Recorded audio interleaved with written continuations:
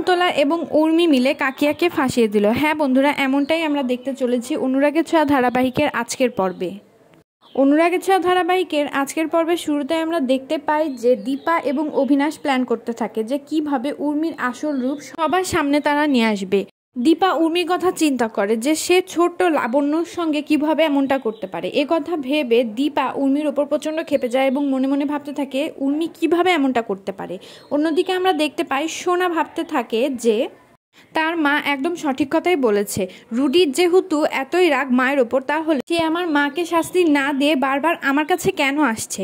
এরই মধ্যে কুন্তলা চলে আসে। কুন্তলা এসে সোনাকে বলে, সোনা তুমি কি ভাবছো? তখন সোনা বলে, রুডি চাইলেই তো আমার মাকে শেষ করে দিতে পারে, তাহলে রুডি বারবার আমার কাছে কেন আসছে? তখন কুন্তলা নাটক করে বলে, রুডি তোমাকে অনেক বেশি ভালোবাসতো, সেজন্য বারবার তোমার কাছে আসছে এবং আশা করছে তুমি তোমার মায়ের সাথে সম্পর্ক না রাখো। কুন্তলা আরও বলে, সোনা তুমি চাও না রুডি একটু শান্তি পাক? সোনা কুন্তলার কথা বিশ্বাস করতে চায় না। তখন কুন্তলা একটু দূরে গিয়ে সোনার দিকে তাকিয়ে থাকে এবং বলে, সোনা তার মায়ের পাল্লায় পড়ে অনেক কিছুই বোঝার চেষ্টা করছে, সোনাকে কোনোভাবেই কোনো কিছু বুঝতে দেওয়া যাবে না। এই বলে কুন্তলা ওখান থেকে চলে আসে। অন্যদিকে আমরা দেখতে পাই যে দীপা এবং অভিনাশ পরিকল্পনা করতে থাকে। ঠিক সেই সময় দীপ চলে আসে। দীপ এসে দীপাকে বলে, এই নাও জেম্মা কাকায়ের ওষুধ। দীপের ওষুধ আনা দেখেই দীপা ভাবতে থাকে আমাদের আর টাইম ওয়েস্ট না করে যত তাড়াতাড়ি সম্ভব এই ওষুধটাকে ল্যাব টেস্ট করাতে হবে অথবা ডাক্তারের কাছে নিয়ে যেতেই হবে। আমরা দেখতে পাই সোনা ঘুমিয়ে থাকে। ঠিক সেই সময় রুডি সোনার সামনে আসে। রুডি সোনা সোনা বলে সোনাকে ডাকতে থাকে। সোনা রুডিকে দেখে অনেক বেশি ভয় পেয়ে যায় এবং বলতে থাকে, রুডি তুমি আবারও এসেছো বলে রুডির পকেট চেপে ধরে সোনা।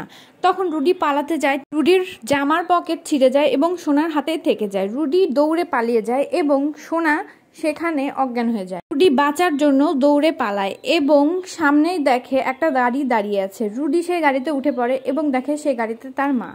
তার মাকে দেখে বলে, মা আমার আর কতদিন এরকম নাটক করে থাকতে হবে বলো তো? তখন কুন্তলা বলে, কিসের নাটক? কোনো নাটক না, আমি যা বলছি তাই তুই করবি, আর আমি যতক্ষণ না বলবো ততক্ষণ তুই এমনভাবেই থাকবি।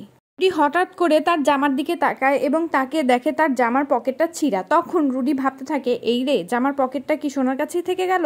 রুডি তখন অনেক বেশি ভয় পেয়ে যায় এবং তার মা যেন ওটা না দেখতে পায় সেজন্য রুডি বারবার হাত দিয়ে পকেটটা ঢাকার চেষ্টা করে। ঠিক সে সময় কুন্তলা দেখে ফেলে যে রুডির পকেট ছেঁড়া। তখন কুন্তলা রুডির উপর অনেক বেশি খেপে যায় এবং বলতে থাকে, একটা কাজও তোকে দিয়ে স্বাভাবিকভাবে হয় না, তাই বলে, মা এখন কি করব? সোনা তো সবকিছু জেনে যাবে। তখন কুন্তলা বলে, তুই টেনশন করিস না, আমি ওই সোনাকে হুড়ুম ভাড়ুম বুঝিয়ে সবকিছু ঠিক করে দেব। রুডি তখন বলে, মা তোমার প্ল্যানটা কি? তখন কুন্তলা বলে, আমার প্ল্যান হলো দীপাকে শেষ করা। করে হোক দীপাকে শেষ করে ফেলতে হবে। দীপা শেষ হলে রূপাও শেষ হয়ে যাবে। আর তুই এরকম অপদার্থের মতো কাজ করা বন্ধ করবি, তুই সাবধানতা মেনটেন করবি। আমি তোকে যতদিন যেভাবে চলতে বলবো তুই সেভাবেই চলবি। অন্যদিকে আমরা দেখতে পাই যে দীপা সেই ওষুধটা নিয়ে ডক্টরের কাছে যায় এবং ডক্টর এই ওষুধটা দেখে বেশ ভয় পেয়ে যায় এবং বলতে থাকে, এই ওষুধটা আপনি কোথায় পেলেন? এই ওষুধটা তো মারাত্মক ওষুধ, এটা স্মৃতিশক্তি ভোলানোর ওষুধ, আর এই ওষুধটা তো ব্যান্ড হয়ে গিয়েছে। ডক্টর এই ওষুধ দেখে আরো বলে যে এই ওষুধটা যে দীর্ঘদিন সেবন করবে সে নানা ধরনের শারীরিক জটিলতায় ভুগবে এবং নানা ধরনের প্রবলেমের মুখোমুখি হবে এবং একটা সময় পর সে তার স্মৃতিশক্তি সব ভুলে যাবে। এই জন্য এই ওষুধটাকে ব্যান করে দেওয়া হয়েছে। তখন দীপা অনেক বেশি চমকে যায় এবং বলতে থাকে, উর্মি এমনটা কিভাবে করতে পারে?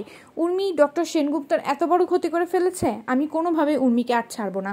উর্মি আমার বোন হলেও কি, উর্মিকে আমি কোনো রকমের ছাড় দিব না। দীপা তখন কৃষ্ণকে বলে, কৃষ্ণ তুমি পুলিশকে ফোন করো। তখন রূপা বলে, মা আমি ফোন করছি। এই বলে রূপা পুলিশকে ফোন করে এবং পুলিশ নিয়ে সেনগুপ্ত বাড়ির দিকে রওনা দেয়। অন্যদিকে আমরা দেখতে পাই সোনা সেই পকেটটা দেখে চিন্তা করতে থাকে যে এই পকেটটা আমার কাছে কিভাবে থাকলো। রুডি যদি আসলেই কোনো আত্মা হয় তাহলে তার পকেট আমার কাছে কিভাবে? তখন কুন্তলা আসে। কুন্তলা বলে, আমি পুজো দিয়ে আসলাম। সবাইকে ঠাকুরের ফুল ছুঁয়ে দেয় কুন্তলা।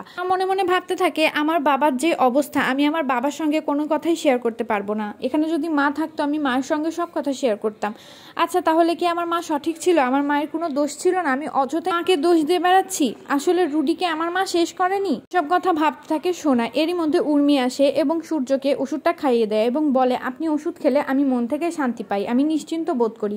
তখন সূর্য ওষুধটা খায়। এরই মধ্যে দীপা চলে আসে। দীপাকে দেখে সোনা অনেক বেশি শান্তি পায় এবং মনে মনে ভাবতে থাকে, আমার মা মনে হয় আমার প্রবলেম সলভ করার জন্য আসছে। দীপা এসে পুলিশ অফিসারকে বলে, ম্যাম ইনি হলেন উর্মি সেনগুপ্ত, আর ইনি দীর্ঘদিন ধরে ডক্টর সেনগুপ্তকে ওষুধ খাইয়ে উনাকে অসুস্থ বানিয়ে রেখেছে। তখন উর্মি অনেক বেশি ভয় পেয়ে যায়, সাথে কুন্তলাও অনেক বেশি ভয় পেয়ে যায়। কুন্তলা এবং উর্মি আগে থেকে প্ল্যান করে রাখে যে তারা কাকিয়াকে ফাঁসাবে। কুন্তলা তখন বলতে থাকে এই ওষুধটা যে আনিয়েছে তাহলে তো প্রেসক্রিপশনে তার নাম অবশ্যই লেখা আছে, তাহলে তার প্রেসক্রিপশন আনা হোক। এই বলে কুন্তলা জয়কে পাঠিয়ে দেয় প্রেসক্রিপশন আনার জন্য। জয় প্রেসক্রিপশন এনে দেখে সেখানে লেখা আছে কাকিয়ার নাম। প্রেসক্রিপশনে অনুজা সেনগুপ্তর নাম দেখে দীপা অনেক বেশি চমকে যায় এবং ভাবতে থাকে কাকিয়া তো এমনটা করতে পারে না, এটা উর্মিরই কাজ। কাকিয়া তখন চমকে ওঠে এবং বলতে থাকে আমি এসব কিছু করিনি, এটা আমার সিগনেচার ঠিক আছে, কিন্তু আমি এই ওষুধ সূর্যকে খাওয়াইনি, কেউ আমার কথা বিশ্বাস করো। বাবু তখন বলতে থাকে এখানে কি হচ্ছে, আমি তো কিছুই বুঝছি না। তখন দীপা বলে না অফিসার, এটা উর্মির কাজ, উর্মি কাকিয়াকে ফাঁসাচ্ছে, এটা উর্মি এবং কুন্তলা মিলে ডক্টর সেনগুপ্তকে পরিকল্পনা করে খাইয়েছে।